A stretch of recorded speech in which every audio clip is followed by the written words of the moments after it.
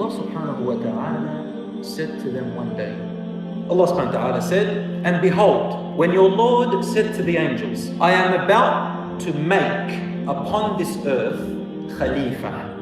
So the angels, what did they say to him? They said, oh our Lord, are you going to make in it those who will corrupt in it and they will shed blood, while we, the angels, we glorify you all the time and we act and give you holiness in every sense of the word. I mean, if you want holiness, you want someone to worship you, here we are, oh Lord, have we done something wrong? The angels are questioning, they want to know. They're not debating, they're not arguing. What did Allah reply?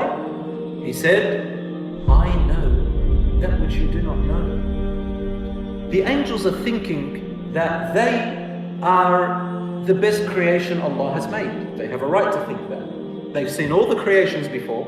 Allah said, I know that which you do not know, meaning you think that you are the best creation because you worship God the best. But I know something of the future you do not know. This creation that I'm going to create will even surpass you, O angels, in worship. And they don't have to be angels like you. Or they can corrupt as well. يا نفس إن لم تظفري لا تجزعي